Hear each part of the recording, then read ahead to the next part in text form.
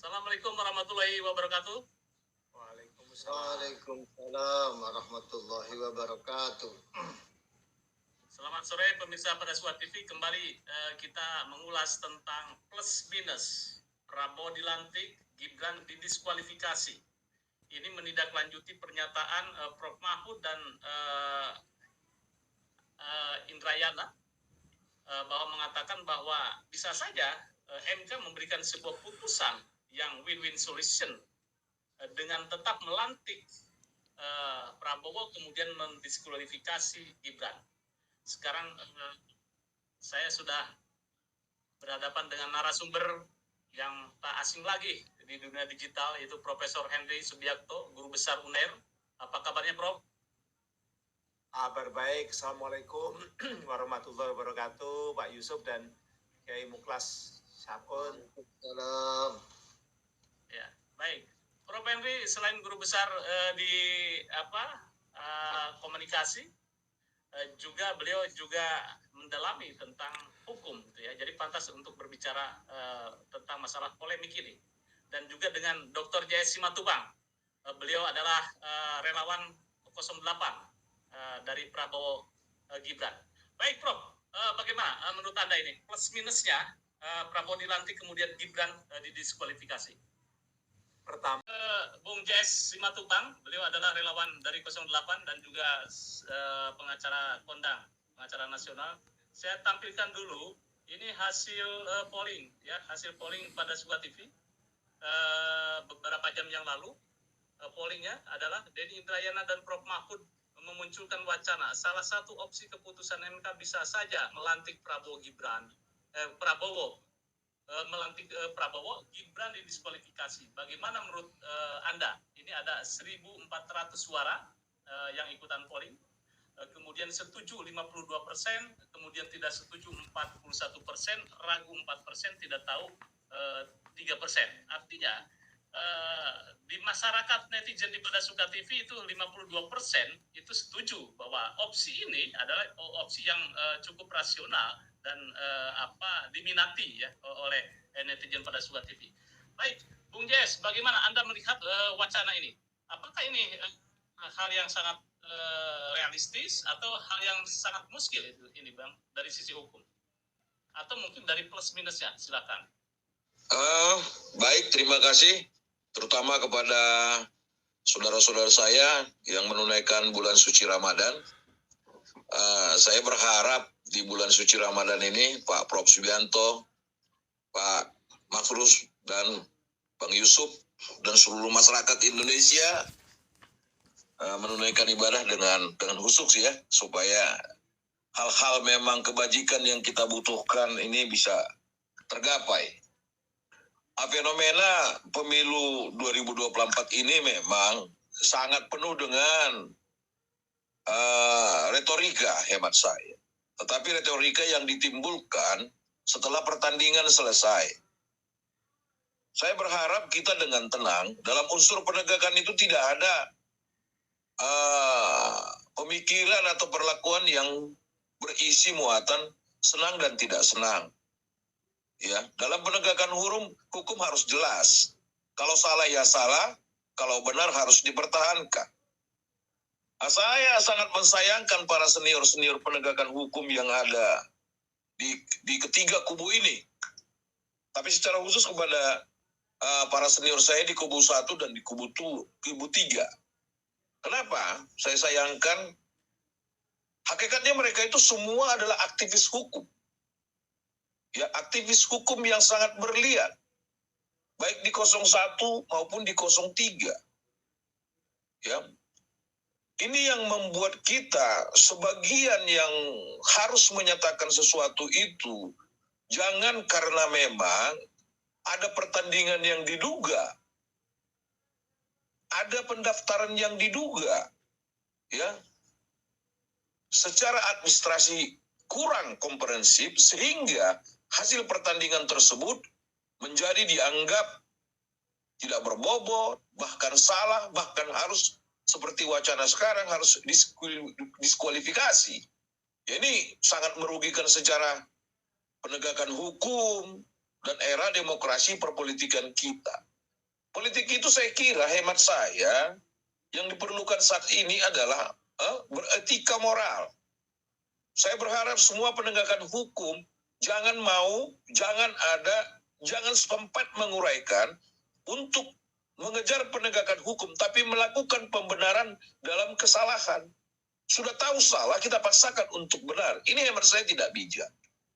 Ya, jadi kalau ada pertanyaan begini, kenapa tidak pendaftaran saja? Kita evaluasi itu dengan jujur para calon itu. Ya, banyak sudah terjadi hal-hal yang memang terkadang ditabrak peraturan demi kebutuhan. Ya, di undang-undang itu jelas demi kebutuhan orang banyak, satu undang-undang bisa untuk tidak diakomodir. Kita ingat zamannya Pak Gus Dur menjadi presiden, itu juga melanggar secara administrasi. Zaman Ibu Mega ada juga administrasinya. Nah, kalau zamannya saudara sahabat Gibran ini sekarang, itu ada rentan waktu, mulai dari pendaftaran sampai pengumuman. Saya tidak lihat ada keberatan dari sahabat-sahabat senior penegak hukum, baik yang berada di posisi 01 dan 03, dan juga para praktisi yang independen, dan juga para guru-guru besar. Saya harap ini, mari kita berikan contoh. Bukan karena saya berada di posisi relawan 02, tidak. Saya mau sebutkan ini, maaf Prof, ilmu Anda banyak saya tiru, banyak saya ikutin. Ya, menyuarakan kebenaran memang kita tidak perlu takut. Tetapi mari kita buat sejarah ini menjadi satu panutan yang tertulis dengan baik. Ya, untuk membenarkan suatu yang hilap para pejabat negara, itu tugas kita. Tetapi tidak boleh ada di sana antara karena tidak senang. Tapi harus penegakan. Penegakan itu ada di situ muatannya senang dan tidak senang. Yang pasti, yang berniat untuk mengatakan perbuatan itu salah, kalau dia kalah pasti tidak senang. Itu sementara dulu yang dapat saya berikan. Bang, ya, Abang, Bapak ini setuju tidak Prabowo dilantik, kemudian Gibran didiskualifikasi? Wah, tidak ada dalam kamus hukum harus begitu. Ya, jangan kita sodorkan suatu hal yang tidak baik. Satu ya, saya mau katakan begini, keputusan KPU sudah ada, saat ini keputusan KPU lagi kita kaji. Ya, keputusan KPU lagi dikaji oleh Mahkamah Agung, oleh teman-teman. Tetapi juga Mahkamah Konstitusi juga punya batasan dalam memutuskan apa yang ada dalam peraturannya. Tapi soal senang dan tidak senang, setuju tidak setuju, hemat saya sebagai penasihat hukum bukan persoalan setuju. Saya sependapat dengan Prof. Henry. Kalau memang ada yang mau diterobos, silakan. Tapi jangan menerobos untuk menjadi buberang ini penegakan hukum di negara kita ini. Kita sudah 70 tahun merdeka loh. Ya, seyogianya hal-hal seperti ini tidak ada lagi.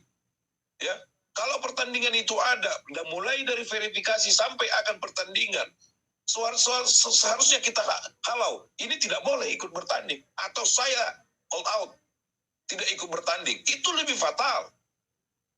Ya, banyak kejadian begitu di negara luar, bahkan di negara kita juga sudah terjadi. Ada balon-balon pemerintah, pimpinan daerah yang melawan kotak kosong. Ada kejadian itu, bahkan kotak kosongnya menang, akhirnya didaur ulang. Nah, ini yang saya harapkan. Ayo memberikan pendidikan yang konstruktif kepada masyarakat dalam penegakan hukum, terlebih saat ini. Ini untuk Presiden Republik Indonesia loh, dan wakil. Bagaimana perasaan penegakan hukum dan perasaan etika moral demokrasi yang begitu besar biayanya, ada diskualifikasi terhadap apa? Toh putusan MK belum ada. Nah, kalau itu mau digaungkan, ya saya kira pemohon itu harus siapkan permohonan begitu. Tidak tercipta keputusan MK yang baru. Dan tidak segampang itu juga nanti DPR dengan MPR melakukan sidang istimewa terhadap itu. Jadi, mari kita contoh, adanya kekurangan administrasi dalam menentukan pimpinan negara ini, banyak yang terjadi. Saya ingat persis, Presiden yang sangat saya kagumi, Gus Dur, bagaimana dia bisa dipilih oleh wakil-wakil kita dengan secara administrasi tertulis itu kurang. Ibu Mega juga kalau saya tidak salah. Itu harapan saya. Jadi pasti saya katakan kalau bicara konteks hukum itu tidak bijak dan tidak baik untuk dilakukan. Oke, Bang, potensi hukumnya, celah hukumnya ada tidak? Ketika presidennya dilantik, kemudian cawapresnya dalam hal ini Gibran itu didiskualifikasi. Potensi hukum ini ada tidak celah hukumnya? Nggak ada lah, nggak ada. Hebat saya nggak ada. Kalau memang ada, segala-galanya bisa terjadi di sidang istimewa. Ya kan? Nanti kita lihat tatipnya. Di sidang istimewa itu memang boleh aja timbul hal-hal baru. Tetapi kita boleh lihat dari sejarah Republik ini berdiri gitu loh. Ya. Bagaimana pertandingan yang sudah dimenangkan dengan begitu lama dalam konteks demokrasi. Dan juga ada sengketa yang nanti keputusannya dari Mahkamah Konstitusi ada, tetapi tidak dilantik. Nah, apakah pertanyaannya begini?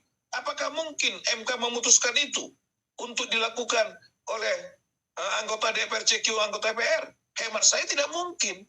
Tetapi kalau memang itu terjadi, wah ini sejarah apa yang bakal ada lagi di negara kita ini?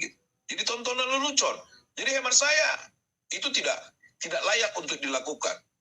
Tetapi kalau memang keputusan itu adalah keputusan force major yang dibutuhkan oleh negara ini, kita lihat aturan mana yang dipakai oleh MPR untuk melakukan sidang istimewa seperti itu. Ya, saya mau meluruskan dulu Pak. Silakan, Prof. Maghrib ya. Siap. Ya, mungkin langsung ke Jesse Matupang. Mungkin ada komentar, nanti kita sudahi. Ya, oke. Baik, saya sedikit aja karena sudah menjelang untuk berbuka. Saya kira beberapa pendapat sangat positif, tetapi harus kita ingat bahwa penegakan hukum itu ada aturan mainnya. Ya, kita boleh lihat hasil Pilpres tahun ini. Saya kasih contoh rekan-rekan kita partai politik PDIP, suara parlemen itu tidak kurang. Ya, yang kurang adalah suara pemilihan presidennya. Ini menjadi bagian hak rakyat untuk dibela. Demokrasi rakyat harus dibela gitu loh. Ya, terlepas dari segala hiruk pikuk, partai politik adalah penentu pergerakan demokrasi politik di dalam pemilihan para pemimpin kita. Saya kasih ilustrasi yang sangat harus dipikirkan bahwa pemilihan parlemen di partai politik PDIP sebagai partai terbesar tahun lalu, tahun ini tetap memimpin. Yang jeblok adalah pemilihan presidennya. Ini harus diresapi oleh para rekan-rekan praktisi hukum, praktisi politik dari partai pendukung 03. Kalau pendukung 01 saya lihat stagnan. Jadi hemat saya begini, ayo kita jujur dalam meneruskan sejarah kepada masyarakat tanpa ada tanda kutip. Kalau kalah ya kalah, kalau menang ya menang. Tapi mari kita benahin. Bawaslu itu independen, oknumnya juga independen. Terima kasih kepada semua sahabat saya senior, Pak Profesor Henry, Pak Muklas, Bang Soleh, Bang Yusuf, selamat berbuka. Ya, oke. Jadi Anda tetap bahwa untuk keputusan Prabowo dilantik kemudian Gibran didiskualifikasi masih menjadi ini ya? Ya. Tidak setuju ya? Oke. Tidak. Ya, Kang Ulas, sedikit aja singkatan sorry, pemirsa pada Suara TV, diskusi atau podcast live podcast sore hari ini cukup dinamis. Satu sisi kelompok mengatakan seperti Prof Henry, inilah solusi yang win-win solution. Prabowo ya pemirsa pada Suara TV belum deal pemirsa pada Suara TV, diskusi atau podcast live podcast sore hari ini cukup dinamis.